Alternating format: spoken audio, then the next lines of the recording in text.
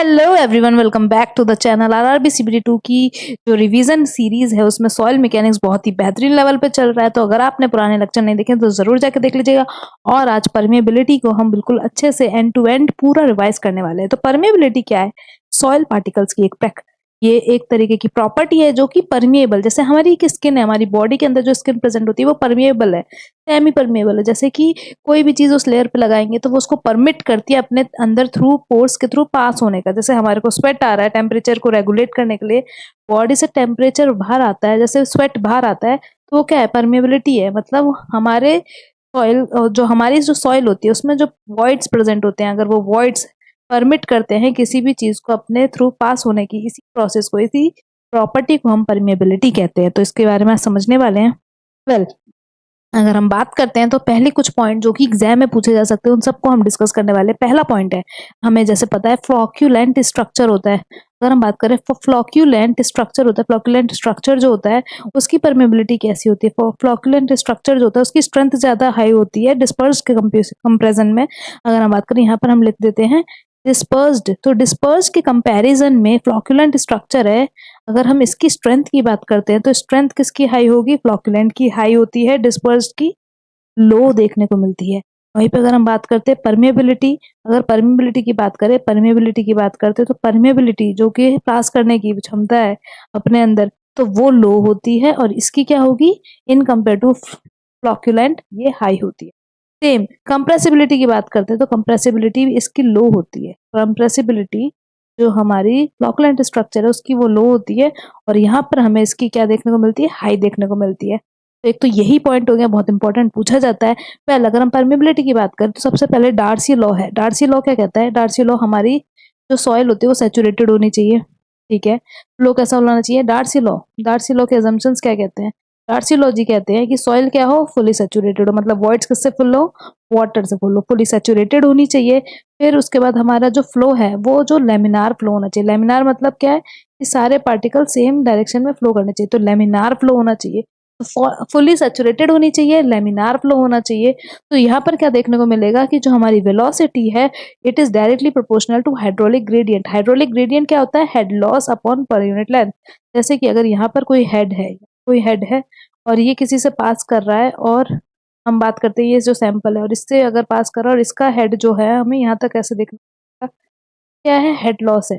Basically इतना आपको head देखने को मिलेगा। और ये क्या है? जो सैंपल का लेंथ है। बेसिकली अगर सैंपल की लेंथ की बात करें तो इतना लेंथ हमारा क्रॉस कर रहा है, जो हमारा वाटर है वो इतना लेंथ क्रॉस कर रहा है, तो लेंथ, तो ये हाइड्रोलिक लेंथ होती है, हाइड्रोलिक ग्रेडियंट होता है। अगर इसकी बात करें आई के डायरेक्टली प्रोपोर्शनल होता है कौन? Hydraulic gradient. Hydraulic double L है, ग्रेडियंट के इक्वल होता है, मतलब डायरेक्टली प्रोपोर्शनल होता है वेलोसिटी ऑफ सॉइल। अब वेलोसिटी को जब हमें पता है कि अगर प्रोपोर्शनली डायरेक्टली प्रोपोर्शनल है तो प्रोपोर्शनैलिटी हटाते हैं तो एक कांस्टेंट आता है, उस कांस्टेंट को ही बोलते हैं कोफिशिएंट ऑफ परमेबिलिटी। कोफिशिएंट क्या होता है? बेसिकली इस के की बात करते हैं, क्या आता है? यही के सिंबल है परमेबिलिटी का, इसको बोलते हैं हम कोफिशिएंट ऑफ परमिएबिलिटी। अब यहाँ पे पूछा जाता है एक क्वेश्चन, तो आप देखोगे एसएससी जेई में लास्ट ईयर पूछा गया था, लास्ट टू लास्ट ईयर, कि जो कोफिशिएंट ऑफ परमेबिलिटी होती है उसकी यूनिट क्या होती है। तो आप यहाँ देखो आई क्या है? ये भी हेड लॉस मीटर में, लेंथ हमारा मीटर में, मीटर अपॉन मीटर, तो ये तो क्या है? यूनिटलेस। तो इसका मतलब जो कोफिशिएंट ऑफ परमेबिलिटी है उसकी जो डायरेक्ट यूनिट है वो किसके इक्वल हो जाएगी? हमारे वेलोसिटी के। तो मीटर पर डे में हमको इसकी यूनिट देखने को मिलती है, जो के है उसकी यूनिट हमें मीटर पर डे में देखने को मिलती है। अब कुछ फैक्टर्स होते हैं जो वेरी इंपॉर्टेंट होते हैं, उनको डिस्कस करते हैं। जैसे कि सबसे पहला पॉइंट अगर हम यहाँ देखें तो ये फॉर्मूला अगर हमने समझ लिया तो इस फॉर्मूले की हेल्प से हम आधी चीजें समझ लेंगे। सबसे पहला फॉर्मूला कहता है कोजनी-कारमन मेथड का। फॉर्मूला क्या कहता है? कोजनी-कारमन मेथड से हम बहुत सारे क्वेश्चन जो आते हैं इनसे बहुत, इस फॉर्मूले से तो बहुत क्वेश्चन पूछे जाते हैं। कोजनी-कारमन मेथड हमारा बोलता है, ये बोलते हैं हमारे साहब, ये बोलते हैं कि जो आपका कोफिशिएंट ऑफ परमेबिलिटी है के, which is directly proportional to, तो डायरेक्टली प्रोपोर्शनल हटाएंगे तो एक कांस्टेंट आएंगे, 1 अपॉन कांस्टेंट। यहाँ पे क्या होता है?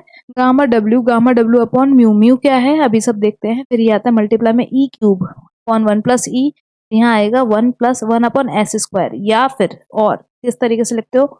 1 अपॉन सी गामा डब्ल्यू म्यू और मल्टीप्लाई में ई क्यूब अपॉन में 1 प्लस ई, मल्टीप्लाई में आ जाएगा डी स्क्वायर। तो यहाँ से क्या क्या पता चलता है? जो कोफिशिएंट ऑफ परमेबिलिटी है तो गामा डब्ल्यू क्या है?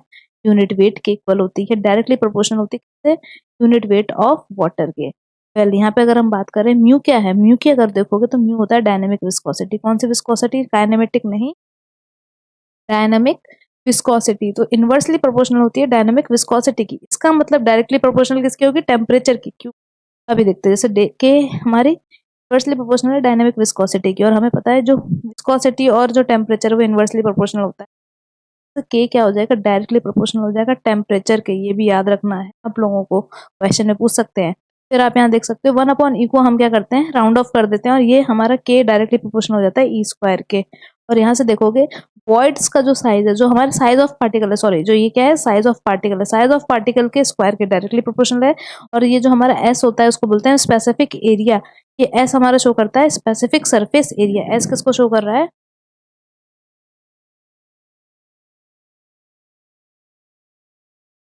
Specific surface area. It is specific surface area. तो इसके क्या है? Inversely proportional. इसके एरिया के इनवर्सली प्रोपोर्शनल है। बहुत इंपॉर्टेंट है ये फॉर्मूला। तो इस फॉर्मूले से हमारी बहुत सारी चीजें हो जाती हैं। जरा इसको देखते हैं क्या पूछते हैं डायरेक्टली क्वेश्चन में। तो पहला बोलता है कि जो हमारा के है, के जो है, जो हमारा डायमीटर का साइज है उसके बिल्कुल डायरेक्टली स्क्वायर के इक्वल होता है, लेकिन स्पेसिफिक सरफेस एरिया के इनवर्सली स्क्वायर के इक्वल होता है। वहीं पर अगर हम बात करें डायरेक्टली इक्वल है कि E³ / 1 + E के, कभी कभी इसको ये लोग assumption में E² के डायरेक्टली मान लेते हैं। पहले अगर हम बात करते हैं, ये इनवर्सली प्रोपोर्शनल है विस्कोसिटी के, तो टेम्परेचर के क्या हो जाएगा? डायरेक्टली प्रोपोर्शनल हो जाएगा। वेल और ये हमारा डायरेक्टली प्रोपोर्शनल है यूनिट वेट ऑफ वाटर के। यहाँ पर अब एक और चीज, अगर हमारी इम्प्योरिटी ज्यादा है, सॉइल में अगर इम्प्योरिटी ज्यादा है तो coefficient of permeability inversely, impurity ज्यादा तो ऑब्वियसली जो पोर्स में तो इम्प्योरिटी प्रेजेंट होगी, तो परमेबिलिटी कम हो जाएगी। अगर हमारे इंट्रैप्ट एयर ज्यादा है, इंट्रैप्ट एयर ज्यादा है तो भी परमेबिलिटी कम, क्योंकि ये सब कहाँ है? वॉइड्स में तो प्रेजेंट है, वॉइड से तो वाटर फ्लो करने वाला है। तो इंट्रैप्ट एयर ज्यादा मतलब परमेबिलिटी कम। और एक होता है एडजॉर्ब और एक होता है एब्जॉर्ब। एडजॉर्ब क्या होता है? जिसमें डी आ जाता है।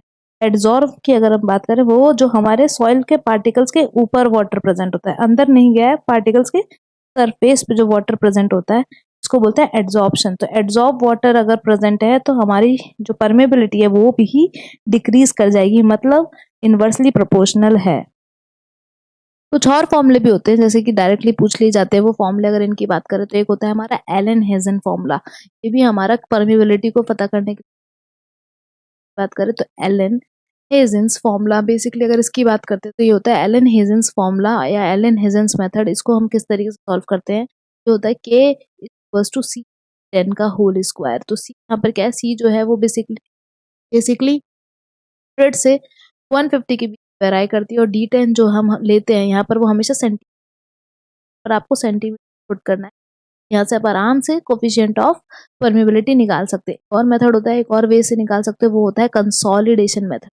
बात करें तो ये मेथड होता है हमारा कंसोलिडेशन का फॉर्मूला होता है हमारे कंसोलिडेशन वाले चैप्टर में पढ़ते हैं कि equals to C M V gamma W. और यहाँ पर हमारा C V coefficient of consolidation, M V क्या है? कोफिशिएंट ऑफ वॉल्यूम कंप्रेसिबिलिटी, और गामा डब्ल्यू तो आपको पता ही है unit weight of water. Well यहाँ पे एक और फॉर्मूला होता है जो कि बहुत ही कम पूछा जाता है लेकिन पता होना चाहिए, कभी भी दिन खराब हो सकते हैं। तो लॉन्डेंस मेथड, इसकी बात करें लॉन्डेंस मेथड या लॉन्डेंस फॉर्मूला, अगर इसकी बात करें तो फॉर्मूला होता है के log 10 एस का whole square equals to a plus B. Very rarely आज तक तो पूछा नहीं गया लेकिन ये हमें आइडिया होना चाहिए। यहाँ पे एक और रिलेशन आता है जो के और वर्ड रेशियो के डायरेक्टली प्रोपोर्शनल में आता है। तो अगर हम के और वर्ड रेशियो की बात करें, के और वर्ड रेशियो की बात करें तो फॉर सैंड, सैंड अगर है, सैंड के लिए अगर हमें रिलेशन बताना है के और वर्ड रेशियो में, के और वर्ड रेशियो में, तो यहाँ हो जाएगा हमारा K1/K2 इक्वल्स टू 1 का स्क्वायर अपॉन। वेल वहीं पे लेकिन अगर हमारा सिल्ट और क्ले के लिए बात की जाती है, फॉर क्ले और सिल्ट की बात की जाएगी, यहाँ रिलेशन आ जाएगा log 10 याद रखना, log 10 ऑन log 10 के 2 इज 1/E पर हमारा log आ जाता है और स्क्वायर हट गया। तो ये हमारे कुछ फॉर्मूले हैं जिससे डायरेक्टली हम आराम से निकाल सकते हैं वर्ड रेशियो को। एक पंपिंग इन मेथड भी होता है और एक पंपिंग आउट मेथड भी होता है। बात करें पंपिंग इन टेस्ट मेथड है, pumping out test method basically हम यूज करते हैं जब हमारे पास वेल्स होती हैं, वहाँ पे पता करने के लिए यूज किया जाता है। तो एक फॉर्मूला होता है जो हमें याद रखना चाहिए। तो एक होता है डिपिट्स का, डिपिट्स इक्वेशन होती है। अगर हम बात करते हैं ड्यूपेट इक्वेशन की, ड्यूपेट्स इक्वेशन की, ये होती है k is equals to 2.303, k is equals to 2.303 q log 10 bracket में r अपॉन r, यहाँ आ जाएगा हमारा 2 पाई d ब्रैकेट में h माइनस। तो ये बेसिकली कौन से किसके लिए, सॉरी कन्फाइंड एक्यूफेक्ट, ये है ड्यूपेट की और किसके लिए, कन्फाइंड। और वहीं पे अगर हम बात करते हैं, एक होती है अनकन्फाइंड, कन्फाइंड के लिए होती है, उसको भी देख लेते हैं।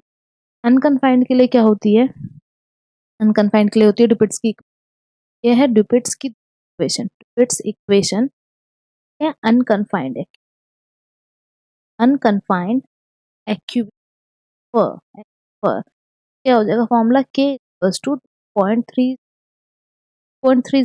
log 10 ब्रैकेट में r अपॉन r, यहाँ आ जाएगा हमारा pi h square minus h। तो ये हमारा ड्यूपेट्स की थी, ड्यूपेट्स की इक्वेशन हो गई कन्फाइंड और अनकन्फाइंड के लिए। वहीं पे एक हमारे थीम्स इक्वेशन होती है, थीम्स इक्वेशन, बस वहाँ पे क्या होता है, कैपिटल R और स्मॉल r की जगह R1 R2 आ जाता है, कैपिटल H, जैसे कैपिटल H की जगह मान लो H2, स्मॉल h की जगह आ गया H1, कैपिटल R की जगह आ गया R2 और स्मॉल r की जगह आ गया R1। तो इस तरीके से हम चेंज कर देते हैं और अनकन्फाइंड फॉर्मूला बिल्कुल। और हमारे पास एक और चीज होती है, वो होती है कोफिशिएंट ऑफ ट्रांसमिबिलिटी। कोफिशिएंट ऑफ ट्रांसमिबिलिटी क्या होता है, जैसे कि हम सीपेज वेलोसिटी निकालते हैं, सीपेज वेलोसिटी, तो सीपेज वेलोसिटी क्या हो जाती है, जो हमारी नॉर्मल वेलोसिटी है, अगर उसको मैंने पोरोसिटी से डिवाइड कर दिया तो हमें कोफिशिएंट को, हमें सीपेज वेलोसिटी मिल जाती है। लेकिन ऐसे एक कोफिशिएंट ऑफ परकुलेशन होता है, कोफिशिएंट ऑफ परकुलेशन की बात करते हैं। कोफिशिएंट ऑफ परकुलेशन क्या हो जाता है, इसको क्या करेंगे, जो हमारा नॉर्मल हमारा कोफिशिएंट ऑफ परमेबिलिटी है, जब उसको वर्ड रेशियो से डिवाइड कर देते हैं तो हमें मिल जाता है कोफिशिएंट ऑफ परकुलेशन। वेल अगर हम बात करते हैं यहाँ पर, तो हमारे को पूछा जाता है कि सबसे ज्यादा किसको आपको देखने को मिलता है, तो ग्रेवल की सबसे ज्यादा परमेबिलिटी देखने को मिलती है। फिर उसके बाद हमें सैंड की परमेबिलिटी सबसे ज्यादा देखने को मिलती है, सिल्ट की परमेबिलिटी सबसे ज्यादा फिर हमें क्ले की परमेबिलिटी सबसे ज्यादा देखने को, मतलब सबसे ज्यादा आपको ग्रेवल की देखने को मिलेगी, फिर सैंड की, फिर सिल्ट की, फिर क्ले की।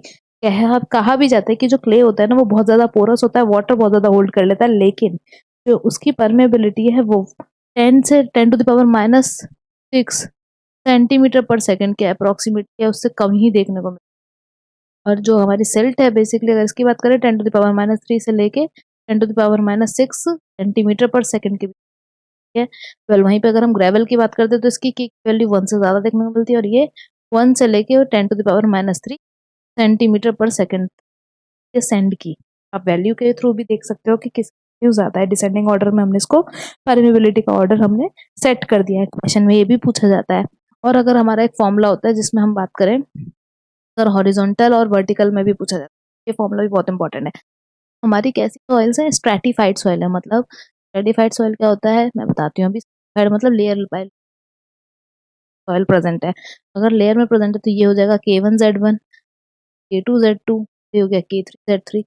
जब ऐसे हमारा सीरीज हॉरिजॉन्टल फ्लो हो रहा है, हॉरिजॉन्टल फ्लो में क्या होगा, हॉरिजॉन्टल में क्या सेम नहीं होता, लेकिन आई सेम होता है, हाइड्रोलिक ग्रेडियंट है वो सेम होता है, और जो क्यू है वो डिफरेंट होता है। और यहाँ पर जो हमारा फॉर्मूला होता है वो होता है, जो क्यू इक्विवेलेंट का फॉर्मूला देखें, K1Z1 plus K plus dot dot dot upon में Z1 प्लस Z, हमारी स्ट्रेटिफाइड लेयर होंगी, हम उनको आराम से ऐड कर सकते हैं। वहीं पे अगर हमारी एक और कंडीशन आ जाती है, इसमें क्या होता है, क्या हो जाएगा कि हमारा अब इस तरीके से फ्लो है। अब केस 2 क्या है, ये केस 1 था, ये केस टू की बात करते हैं, वो हमारा वाटर कैसे फ्लो हो रहा है, वर्टिकली फ्लो हो रहा है या नॉर्मल टू बेड हो रहा है। तो इस केस में पानी सब जगह से सेम फ्लो करेगा, तो इस केस में सेम हो जाता है, जो सेम हो गया। और इस केस में हमारा केवी कितना होता है, Z1, सॉरी हाँ Z1 plus Z2 plus upon में क्या आ जाएगा, Z1 plus Z2 upon plus dot dot dot dot ZN। तो ये वाले क्वेश्चंस भी आते हैं इसमें। पहले एक और क्वेश्चन आता है जिसमें कि आपको 2 डायमेंशनल फ्लो दे रखा होगा, 3 डायमेंशनल दे रखा होगा। तो अगर के इक्विवेलेंट की बात करें, कब के इक्विवेलेंट की, जब 2D है, तो फॉर्मूला क्या हो जाएगा हमारा, अंडर रूट AX/y। और अगर 3D है, और अगर हम बात करें के इक्विवेलेंट और 3D है, तो ये फॉर्मूला हो जाता है अंडर रूट AY और K।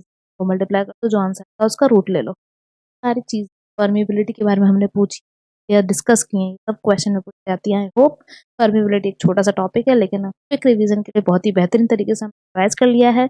और किसी चीज़ को वीडियो चाहिए तो जरूर कमेंट सेक्शन में बताइएगा। आपका फीडबैक बहुत इंपॉर्टेंट है। Thank you so much for watching, like subscribe our channel.